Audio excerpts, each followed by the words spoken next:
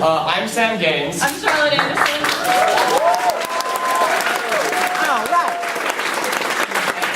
We are the directors of The Importance of Being Earnest. So, welcome. Thank you all for coming, first of all. Like, this wow. is a tight fit. Wow. So, hopefully you're comfortable. Ellie, it's good. Before we get started, there's a few things we need to cover. First off, please turn off all electronics you have.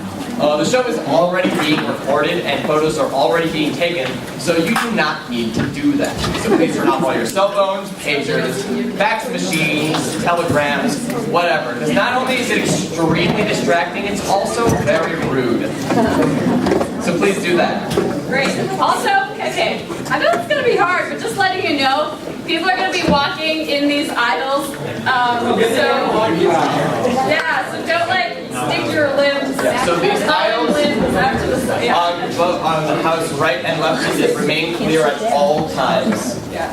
And if you did that, we would love you very much. Yeah, great. Thank you. Also, we're going to have 2 intermissions, so shaking things up a little bit. I know, fancy. So if you need to use the restroom, if you're a lady, you're going to go up the doors, take a right, take another right, take another right, and the bathroom's on your right. If you're a man, what you're going to do is you're going to step out of the back of the black box, you're going to take a right, you're going to take a right, you're going to take another right. Do not go into the bathrooms on your right. What you're going to do is you're going to go up the stairs, and the bathrooms will be on your left. Great. Also, in case of emergency, there are 2 exits, right there and right there. So, in case of fire, explosion, enraged audience member directly don't tell the out. policemen or fire people because we are way over regulation right now. This So will be like our keep that on little the secret down for low. But please be aware that the nearest exit may be behind you. So, thank you very much once again for coming, and I hope you enjoyed The Importance of Being Earnest. Hey.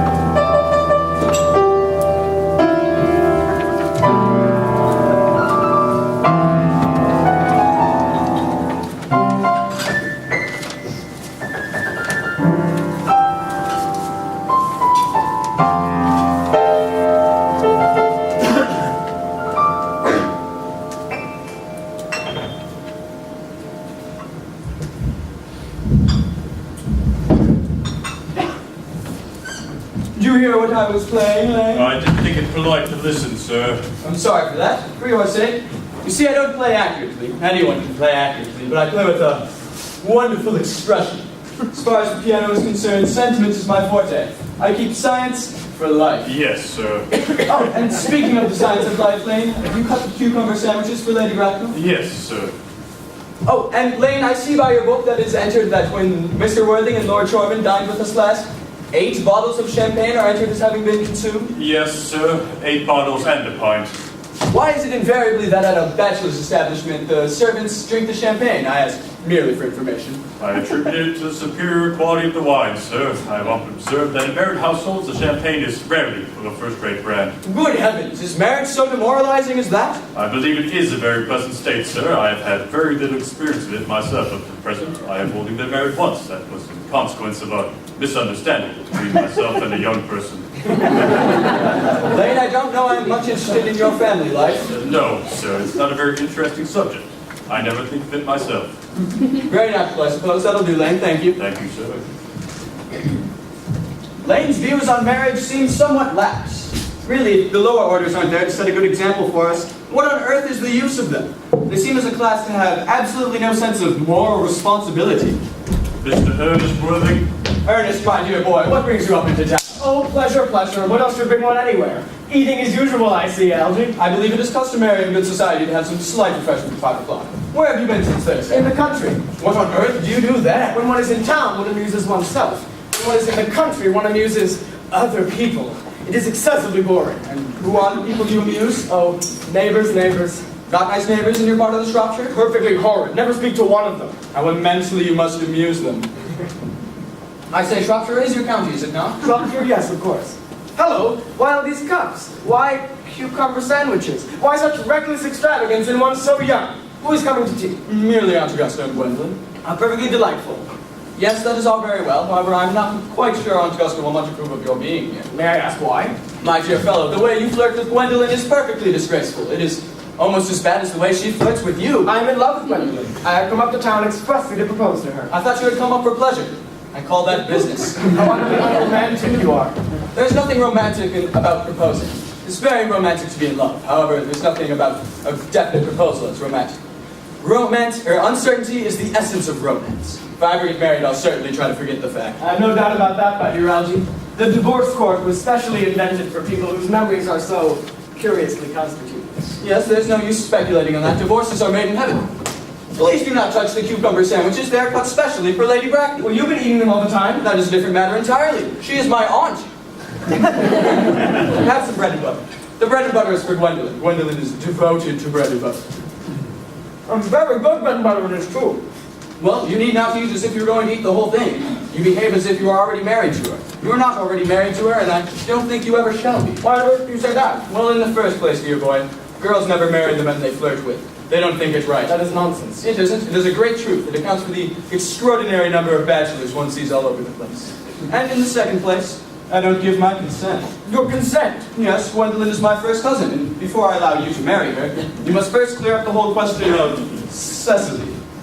Cecily? What on earth do you mean, Algie, by Cecily? I don't know anyone of the name of Cecily. Then would you bring the cigarette case Mr. Worthing left here last time he dined? Yes, sir. Do you mean to say you've had my cigarette case all this time? I wish to goodness you'd let me know. I've been writing frantic letters to Scotland Yard about the matter. I was very nearly offered a large reward. Well, I wish you would. I can be more than usually hard up. There's no use offering a large reward now that it's found. Yes, I think that is very mean of you, Ernest. However, it makes no matter, for I look at the inscription on it and see that the thing isn't yours at all. Of course it's mine. You've seen me with it 100 times, and you've no right whatsoever to read what's written inside. It is a rather ungentlemanly thing to read a private cigarette case. Yes, but this isn't your cigarette case. You see, this cigarette case is a present of someone of the name of Cecily, and you said you didn't know anyone of the name of Cecily. Well, if you must know, Cecily happens to be my aunt. Your aunt? Yes, charming old lady she is too. Lives at Tunbridge Wells. Now give me my cigarette case. Yes, but if she is your charming aunt who lives at Tunbridge Wells, why does she call herself Little Cecily?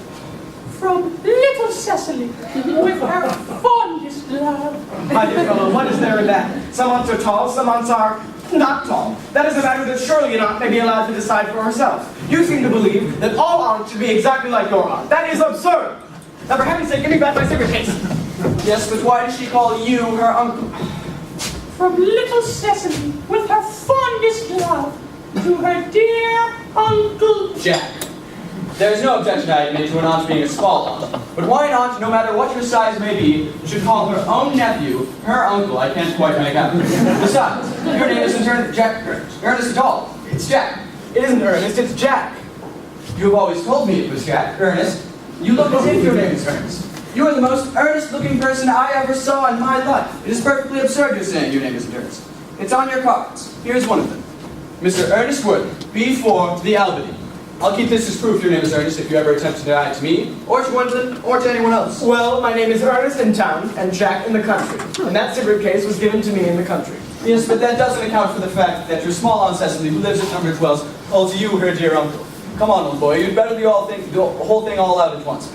I may mention I have always suspected you of being a secret and confirmed Bunburyist. But Bunburyist? What on earth do you mean by Bunburyist? I'll reveal to you the meaning of that incomparable expression as soon as you are kind enough to inform me why you are Ernest in town and Jack in the country. Well, produce my cigarette case first. Here it is.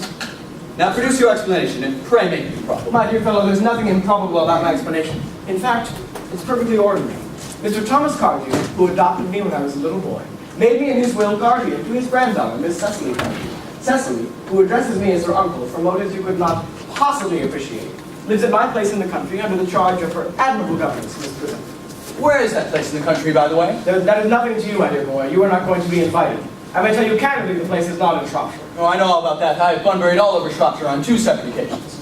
Now go on. Why are you Earnest in town and Jack in the country? My dear fellow, I don't know that you'll be able to understand my true motives.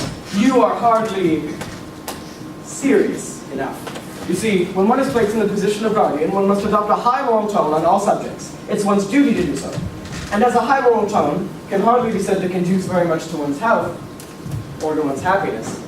In order to get up to town, I've always pretended to have a younger brother of the name of Earnest, who lives at the Albany and gets into the most dreadful scrapes. That, my dear Algie, is the whole truth, pure and simple. Truth is rarely pure and never simple. If it were either, modern life would be very tedious, and modern literature a complete impossibility. That wouldn't be at all a bad thing. Literary criticism is not my forte. Don't try it. Leave those for the people who haven't been at the university. They do it so well in the daily papers. What you really are is a Bunburyist. I was quite right in saying you were a Bunburyist. You are one of the most advanced Bunburyists I know. What on earth do you mean by Bunburyist? You have invented a very useful younger brother so that you may come into town as often as you like. I have invented an invaluable permanent invalid called Bunbury, so that I may go into the country as often as I please. Bunbury is perfectly invaluable. For instance, without Bunbury's extraordinarily bad health. For instance, I would not be able to dine with you tonight at Willis's, for I've been really engaged on Augusta for more than a week. I haven't invited you to dine with me anywhere tonight. I know, it is very foolish of you. You are very bad at sending out invitations. Nothing annoys people so much as not receiving invitations. You had much better dine with your Aunt Augusta. I have no intention of doing anything of the kind. In the first place, I dine there on Monday, and once a week is more than enough to dine with one's own relations. In the second place, whenever I dine there, I'm treated as a member of the family and either sent down with no women at all, or 2. And in the third place, I know perfectly well whom she will place me next to tonight. She will place me next to Mary Farber, who always flirts with their husband across the dinner table. That sort of thing is not very pleasant. In fact, it is not even decent. And the amount of women in London who are flirts with their own husbands is perfectly scandalous. It looks so bad, it is simply washing one's clean linen in public.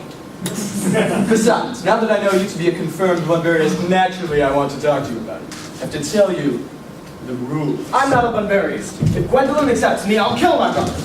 At least, I think I'll kill him in any case. Cecily is a little too much interested in him. It is rather a bore. Anyway, I'm going to get rid of Ernest, and I would strongly advise you do the same with your invalid friend who has the absurd name. Nothing will induce me to part with Bunbury, and if you ever get married, which seems to me very unlikely at this point, you should like to know Bunbury. A man who marries without knowing Bunbury is a very tedious kind of... That is nonsense. If I marry a charming girl like Gwendolyn, and she is the only girl I ever met in my life that I would marry, I should not like to know Bunbury. Oh, that must be Aunt Augusta. Only relatives or creditors ever ring in that Wagnerian manner. Now, my old boy, if I can get Aunt Augusta out of the way for 10 minutes so that you might have the opportunity of proposing to Gwendolyn, will you dine with me tonight at Willis's? I suppose so. Yes, that is all very well, but you must be serious about it. I hate people who are not serious about meals. It is so shallow. Lady Bracknell and Miss Fairfax. Good afternoon, dear Algernon. I hope you're behaving quite well. I'm feeling very well, Aunt Augusta. I'm afraid that's not quite the same thing. In fact, the two rarely go together. Dear me, you are smart. I'm always smart. Aren't I, Mr. Worthing? You're quite perfect, Miss Fairfax. Oh, I hope I'm not that. It would leave no room for developments, and I intend to develop in many directions. I'm sorry to be a bit late, Algernon, but I was obliged to call on dear Lady Harborough. I haven't been there since her poor husband's death. I've never seen a woman so altered. She looked quite 20 years younger. And now I'll have a cup of tea and one of those nice cucumber sandwiches you promised me. Yes, Aunt Augusta. Gwendolyn, won't you come and sit here, dear? Thanks, Mamma. I'm quite comfortable where I am. Good heavens! Lane, where are all the cucumber sandwiches? There were no cucumbers in the market this morning, sir. I went down twice. No cucumbers? No, sir. Not even for ready money. That will do, Lane, thank you. Thank you, sir. Aunt Augusta, I'm very distressed about there not being any cucumbers. Not even for ready money. It really makes no matter, Algernon. I had some crumpets with Lady Harborough. I must also give up the pleasure of dining with you this evening. I certainly hope not. It would put my table completely out.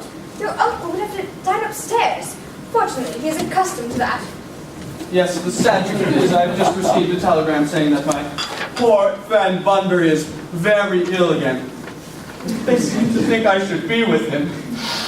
It's very strange. This Mr. Bunbury seems to suffer from curiously bad health. Yes, Bunbury is a terrible invalid. Well, I must say that I think it is high time that Mr. Bunbury made up his mind if he was going to live or die.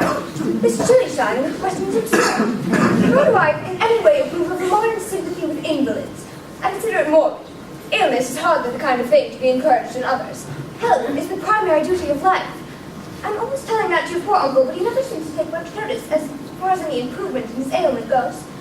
I should be much obliged, Algernon, if you would ask Mr. Bunbury for me to be kind enough not to have a relapse on Saturday, for I rely on you to engage my music for me. It is my last reception, and one wants something that will encourage conversation, particularly at the end of this season, when everyone has said practically whatever they had to say, which in most cases was probably not much. Yes, I'll speak to Bunbury altogether, if he is still conscious. And I think I can promise he'll be all right by Saturday. However, the music, of course, is a great difficulty. You see, if one plays good music, people won't listen. If one plays bad music, people won't talk. However, I'll run over the program I've drawn out in the next room if you would be so kind to join me for a moment. It is very thoughtful of you, Algernon. I'm sure the program will be delightful after a few expurgations. French songs I cannot possibly allow. People seem to think they are improper and even look shocked, which is vulgar, or laugh, which is worse. But German sounds a thoroughly respectable language, and indeed, I believe it is so. Gwendolyn, you will accompany me? Certainly, Mamma. Charming day it has been, Miss Fairfax. Pray don't talk to me about the weather, Mr. Worthing. Whenever anyone talks to me about the weather, I always feel quite certain they mean something else by it. And that makes me so nervous. I do mean something else. I thought so. In fact, I'm never wrong. And I'd like to be allowed to take advantage of Lady Bracknell's temporary I would absence. certainly advise you to do so. Mamma has a way of coming back suddenly to a room that I've often had to speak with her about. Miss Fairfax, ever since I met you, I've admired you more than any other girl I've ever met since I met you. I'm quite aware of the fact.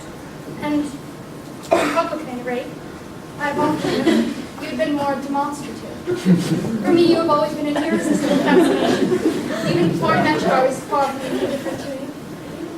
We live, as I hope you know, Mr. Worthing, in an age of ideals. The fact is constantly mentioned in the more expensive monthly magazines and has reached the provincial pulpits, I am told. My ideal has always been to love someone of the name of Earnest. There's something in the name that inspires absolute confidence. The moment Algernon first mentioned to me he had a friend called Earnest, I knew I was destined to love you. You really love me, Gwendolyn. Passionately. Oh, darling, you don't know how happy you made me. My own Earnest.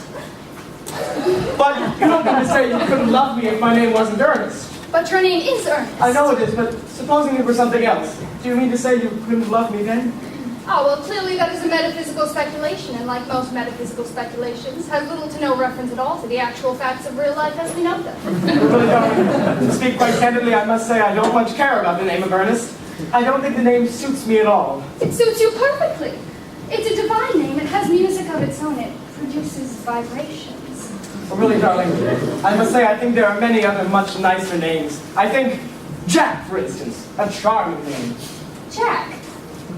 No, there is very little music in the name Jack, if any at all. Indeed, it does not thrill. It produces absolutely no vibrations. I've known several Jacks, and all without exception were more than usually plain. Besides, Jack is a notorious domesticity for the name John. And I pity any woman married to a man called John. She would probably never be allowed to know the entrancing pleasure of a single moment's solitude. The only really safe name is Earnest. Darling, I must be christened at once. I mean, we must be married at once. There's no time to lose. Married, Mr. Worthing? Yes, you know that I love you, and you led me to believe you are not entirely indifferent to me. Oh, I adore you, but you haven't proposed to me yet. Nothing has been said at all about marriage. The subject has not even been touched on. Well, may I propose to you now? I think now an admirable opportunity, and to save you any possible disappointment, Mr. Worthing, I think it's only fair to tell you quite frankly beforehand I'm fully determined to accept you. Gwendolyn, Yes, Mr. Worthing, what have you got to say to me? you know what I've got to say to you. Yes, but you don't say it. Gwendolyn, will you marry me? Oh, of course I will, darling. How long you have been about it, I'm afraid you have very little experience in how to propose. I've never loved anyone in the world but you. Yes, but men often propose for practice. I know my brother Gerald does. All my girlfriends tell me so. Oh, what wonderfully green eyes you have, Ernest. They're quite green. Well, I hope you'll always look at me just like that, especially when there are other people present. Mr. Worthing! Right, sir, you semi-recumbent posture is most indecorous. Mamma, this is no place you, I beg you to retire. Besides, Mr. Worthing was not quite finished yet. Finished what, may I ask? I'm engaged to be married to Mr. Worthing, Mamma. We're nothing of the kind. When you do become engaged to someone, I or your father, should his health permit him, will inform you of the fact. It should come on a young girl as a surprise, pleasant or unpleasant as the case may be. It is in no way a matter that she could be allowed to decide for herself. And now, Mr. Worthing, I have a few questions to put to you. Will I make these inquiries? You, Gwendolyn, will wait for me below in the carriage. Mamma. In the carriage, Gwendolyn. Yes, Mamma. Gwendolyn, the carriage! May I take a seat, Mr. Worthing? Thank you, Lady Bracknell. I prefer standing. I feel bound to tell you are not down on my list of eligible young men. Although, I have the same list as the dear Duchess of Bolton. We work together, in fact. However, I'm quite ready to enter your name should your answers be what a really affectionate mother requires. Do you smoke? Yes.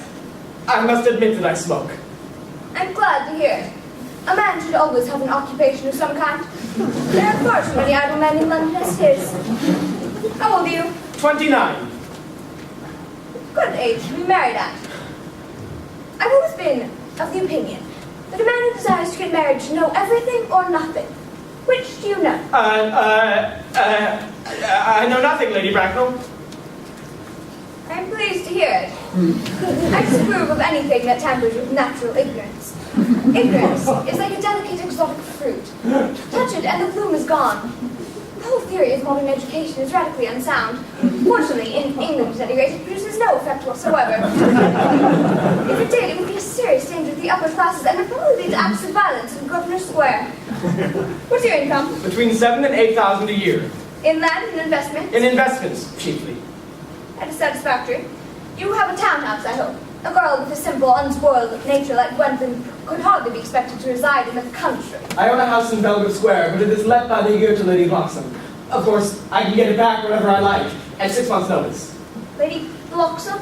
I don't know her. Oh, she goes about very little. She is a lady considerably advanced in years. Ah, nowadays that is no guarantee for respectability of character. What number in Belgrave Square? 149. The unfashionable side. I thought there was something. However, that could easily be altered. Do you mean the fashion or the side? Both, if necessary, I presume. Now to minor matters. Are your parents living? I have lost both my parents. Both. To lose one parent, Mr. Worthing, may be considered a misfortune. To lose both looks like carelessness. Who's your father? He was evidently a man of some wealth. Was he born in what the radical papers call the purple of commerce, or did he rise in the ranks of the aristocracy? The fact is, Lady Bracknell, I said I had lost both my parents. It would be nearer the truth to say my parents seem to have lost me. I don't know who I am by birth. I was found. Found? The late Mr. Thomas Cardew, an old gentleman of a kindly and charitable disposition, found me and gave me the name of Worthing, because he happened to have a first-class ticket to Worthing in his pocket at the time. Worthing is a place in Sussex. It is a seaside resort. Where did the charitable gentleman with this first-class ticket to this seaside resort find you? In a handbag. A handbag? Yes, Lady Bracknell, a rather large black leather handbag with handles to it. A perfectly ordinary handbag. In what locality did this Mr. James or Thomas Carter come across this ordinary handbag? In the cloakroom at Victoria Station. It was given to him in mistake for his own. The cloakroom at Victoria Station? Yes, the Brighton line. The line is immaterial. Mr. Worthing, I confess, I feel somewhat bewildered by what you've just told me. To be born ordinary bred in a handbag, whether it handles or not, seems to be in contempt of the ordinary decencies of family life that reminds one of the worst excesses of the French Revolution. And I presume you know what that unfortunate movement led to? As for the particular locality in which the handbag was found, a cloakroom in a railway station might serve to conceal a social indiscretion. Has probably indeed been used for that purpose before now, but it could hardly be regarded as an assured basis for a recognized position in good society. May I ask then, Lady Bracknell, what you would advise me to do? I need hardly say I would do anything in the world to ensure Gwendolyn's happiness. I would strongly advise you, Mr. Worthing, to try and procure some relations as soon as possible, and to make a definite effort to produce at least one parent of either sex before the season is quite over. I don't see how I could possibly do that, Lady Bracknell. I can produce the handbag at any rate. Isn't my judgment? I really think that should satisfy you. Me? Sir, what has it to do with me? You can hardly imagine that I and Lord Bracknell would dream of allowing our only daughter, a girl brought with the utmost care, to marry into a cloakroom and form an alliance with a parcel? Mr. Worthing. Good morning! For heaven's sakes, Algie, don't play that ghastly tune! How idiotic you are! You don't mean to say Gwendolyn refused you? Gwendolyn is always refusing people. I think it's most ill-natured of her. Oh no, Gwendolyn is right as a trivet. As far as she is concerned, we are already engaged. Her mother is perfectly unbearable. Never met such a gorgon. I don't quite know what a gorgon is like, but I'm sure Lady Bracknell is one. In any case, she is a monster without being a myth, which is rather unfair. I'm sorry, Algie. I suppose I shouldn't speak about your aunt in such a way before you. Oh boy, I love hearing my relations abused. It's the only thing that makes them any bearable at all. You see, relations are simply a tedious pack of people who haven't the smallest knowledge how to live, nor the slightest instinct when to die. That is nonsense. It isn't. Well, I want to argue about the matter. You always want to argue about things. This is what things were originally made for. By my word, if I thought that, I'd shoot myself. You don't think there's any chance of Gwendolyn becoming like her mother in about 150 years, do you, Algie? All women become like their mothers. That is their tragedy. No man does. And that's his. Is that clever? It's perfectly phrased, and quite as true as any civilized observation should be. No, I'm sick to death of feminists. You can't go anywhere without meeting clever people nowadays. It has become an absolute public nuisance. I wish to goodness we had a few fools left. We have. I should extremely like to meet them. What do they talk about? The fools? About the clever people, of course. What fools? I say, did you ever tell Gwendolyn the truth about your being Earnest in town and Jack in the country? Ah, my dear fellow, the truth isn't quite the sort of thing one tells a nice, sweet, refined girl like Gwendolyn. What extraordinary ideas you have about how to behave to a woman. The only way to behave to a woman is to make love to her. If she is pretty, and to someone else if she is plain. That is nonsense. I say, what about your brother? What about the profligate Earnest? Oh, I shall have got rid of him by the end of the week. I'll say he died in Paris of apoplexy. Lots of people die quite suddenly of apoplexy, don't they? Yes, but it's hereditary, my dear fellow. It's the sort of thing that runs in families. You had much better say, a severe chill. And you're sure a severe chill isn't hereditary or anything of that kind? Of course it isn't. Well then, my poor brother Ernest is carried out suddenly in Paris by a severe chill. That gets rid of him. But what about your ward? Won't Cecily feel his loss a great deal? Oh no, Cecily is not a silly, romantic girl, I'm glad to say. She has a capital appetite, goes on long walks, and pays no attention to her lessons. I should rather like to meet Cecily. I shall take care you never do. She is excessively pretty, and she is only just 18. Have you told Gwendolyn yet that you have an excessively pretty ward who is only just 18? One doesn't blurt these things out to people. Besides, Cecily and Gwendolyn are extremely likely to be great friends. I'll bet you anything you like that a half an hour after meeting each other, they will be calling each other sister. Women only do that after they've called each other a lot of other things first. Now, my old boy, if we want to get a good table at Willis's, we must go and dress. You know it is nearly 7. Oh, it always is nearly 7. Well, I'm hungry. I never knew you when you weren't. Well, what shall we do after dinner? Go to the theater? Oh no, I loathe listening. Well, we might go to the club. No, I hate talking. Well, we might trot around the Empire at 10. Oh, I can't bear looking at things. It is so silly. Well, what shall we do? Nothing. Nothing is very hard work. However, I don't mind work where there is no definite object of any kind. Miss Fairfax. Gwendolyn, upon my word. Algie, kindly turn your back. I have something very particular to say to Mr. Worthing. Gwendolyn, I'm really not sure I can allow this at all. Algie, you always adopt a strictly immoral attitude towards life. You're not quite old enough to do that. Darling. Algie, Ernest, we will never be married. From the expression on Mamma's face, I fear we never shall. Few parents nowadays pay any regard to what their children have to say to them. Old-fashioned respect for the young is fast dying out. Any influence I had over Mamma, I lost at the age of 3. But although she may prevent us from becoming man and wife, and though I may marry someone else and marry often, there's nothing that she can do that could ever alter my eternal devotion to you. Dear Gwendolyn. Oh, your simplicity of character makes you exquisitely incomprehensible to me. Your Christian name has irresistible fascination. Your town address in Albany, I know, but what is your address in the country? The Manor House, Wilton, Hertfordshire. There's a good postal service, I suppose? It may be necessary that we do something desperate. That, of course, will take serious consideration. My own one. Oh, how long do you remain in town? Till Monday. Good. Algie, you may turn round now. Thanks, I've already turned. You may also ring the bell. You will let me see you to your carriage, will you not? Certainly. I will see Miss Fairfax out. Yes, sir.